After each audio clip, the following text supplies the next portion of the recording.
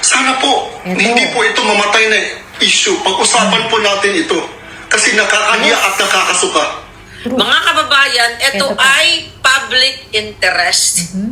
Isa ito sa mga grounds na pwedeng matanggal, ma-impeach si Bangag.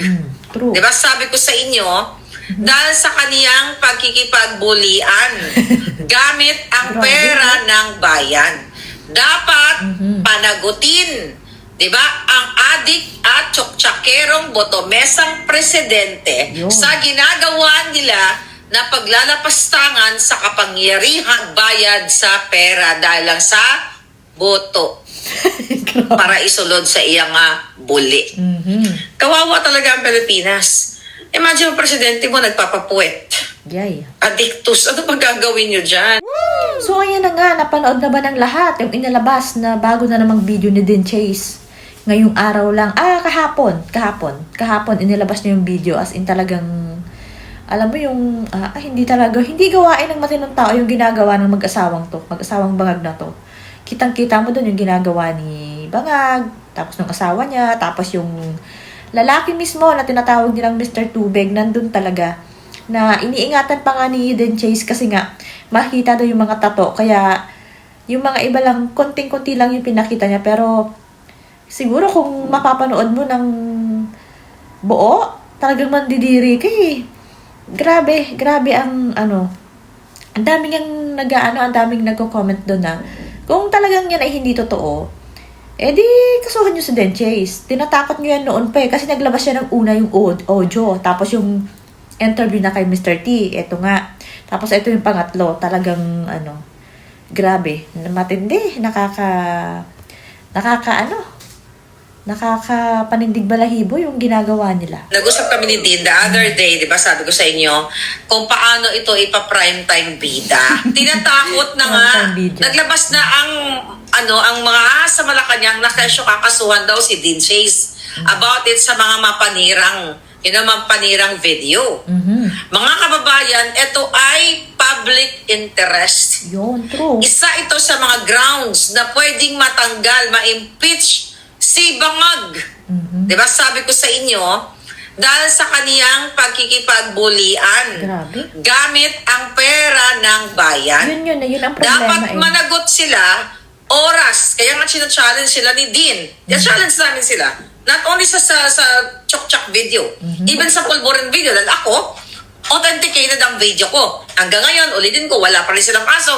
And si Dean, okay, for sure, authenticated ang video niya dahil kitang-kita ng dalawang mata niya dahil ang pangyayari is 2023, November 2023, sa San Francisco, California, during APEC event, kung saan pumunta talaga si Bangag Jr. dito at documented yun. Bakit November ba? Itong kanilang chuba-chuchu.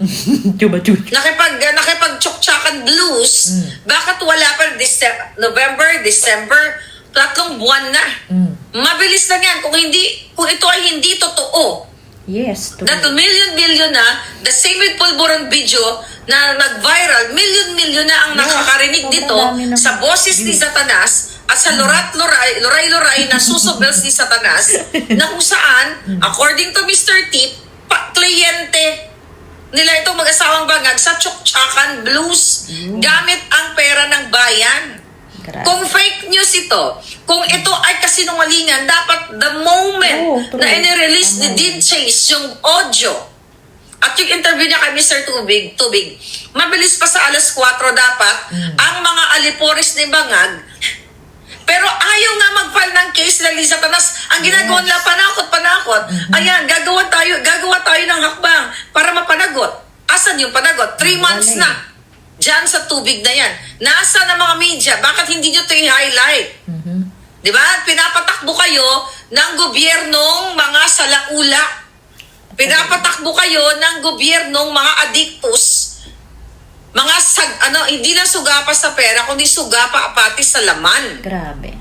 Dapat panagutin, di ba, ang adik at tsoktsakerong botomesang presidente sa ginagawa nila pangyarihang bayad sa pera dahil lang sa boto para isulod sa iyang buli. Kawawa talaga ang Pilipinas. Kawawa talaga. Imagine yung presidente mo nagpapapuwet. Addictus. Ano pa gagawin nyo dyan? Mga palangga. Sobrang malala na Pilipinas. Sinong pa ba tayo I ng hope na pag-usapan po natin ito kasi isa po itong malaking iskandalo po sa ating bansa. And okay lang po naman talaga kung anong ginagawa nila, so kung anong gusto nilang gawin behind closed doors. Pero ito na nga po ginagamit po kasi nila ang mga pera ng mga mamamayang Pilipino. Biruin nyo, nagbayad po sila ng $40,000 po para sa isang tao, sa isang gabi lang. And if we're going to calculate that, that's 2.3 million. Ang laki po niyang pera. Pagkain na po yan ng isang baryo. True. Grabe, tapos hindi lang 40,000 pa. Nagbayad pa po sila ng 70,000 sa isa pang lalaki. Sana po, hindi po ito mamatay na issue. Pag-usapan po natin ito. Kasi nakakahiya at nakakasuka. So, ayan, di ba? Grabe. Sabi nga ni Den Chase, parang pag-usapan natin to. Kasi nga, inilalabas na talaga niya eh. Nakahagulat nga kahapon, biglang inilabas niya eh. Saka may mga sinusulat siya doon para maintindihan talaga ng mga viewers.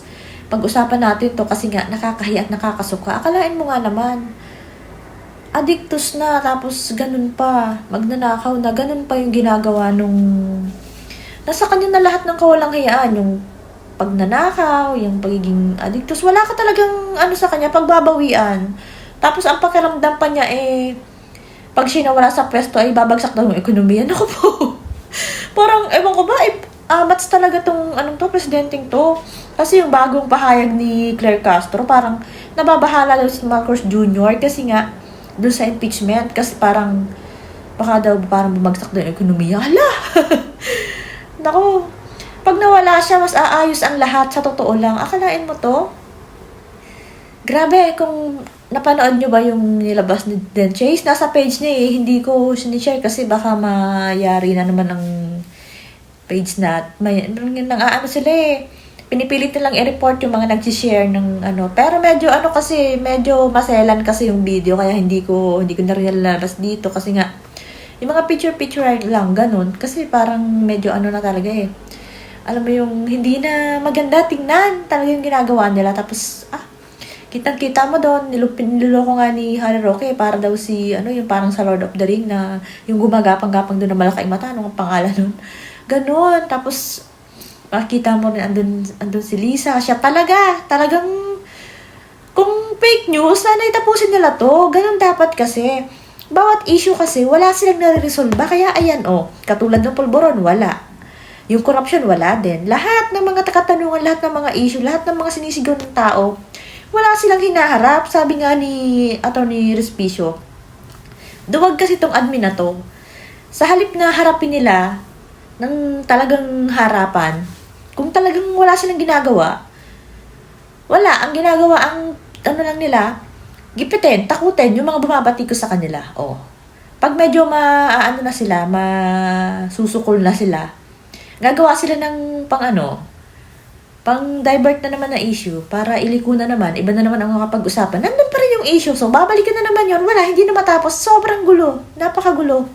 Ang dami na talaga. At saka pag yung yung mga katulad nila Mike Defensor, yung mga grupo nila, yung mga bumabatikos, totoo yung mga sinasabi nila May mga batayan. Kaya nga, hindi, yung mga tao lang na talaga, na pera lang talaga yung mga ibang tao. Ngayon, lumabas lahat ng kawalang hayaan ng mga tao na akala natin mabubuti at mga nasa pwesto. Yung pala ay pag pera na ang gumana, wala na lahat, walang prinsipyo, walang pananindigan, kahit mali, gagawin, di ba? Kahit wala namang ginagawa sa kanila, alam mo yung maling-mali, alam na nilang mali, tuloy pa rin sila kasi nga, pera. Yun lang naman ngayon Tapos ito nga, kalain mo yan, wala man lang nag-react dyan na mga politiko. Si Pulong pa lang ang nagsasabi na huwag dapat baliwalain. Wala man lang sa congressman, sa senador, or sino man na pwedeng pumuna. Wala pa. Meron naman yan, meron pa yan. Pero ang pinakauna si Pulong kasi nga, viral na to Hindi na nila to maiitago. Hindi natin alam kung kaunti-kunti lang yung nilabas ni Den Chase paano nga naman? Kaya hindi nila makasuhan si Den Chase ng kasi pangatlo na niya ni Den Chase May audio pa, di ba? Kasi nga, lalong magkakaalaman doon, mapapahiya sila. Pero yun nga, dahil pinapayari na naman talaga nila at delikado na ang buhay nila Den Chase, parang yung mga hawak nilang ebidensya or kung ano pa man laban kay BBM, pinadala nila sa sa government ng Amerika, kay Trump. Para in case nga naman na may mangyari sa kanila, yari itong mga to. Sila yung iimbestigahan kasi may mga, siyempre, hindi ka naman tanga para hindi magsulat doon na ganito, ganyan. Tapos, lalo na ngayon at talagang sila pinapatrabaho. Ayan, hindi nila ngayon, hindi nila sabi, pag pananagutin, wala naman. So, abangan pa natin, may ilalabas pa yan si Din, hindi pa yun yung buong video malamang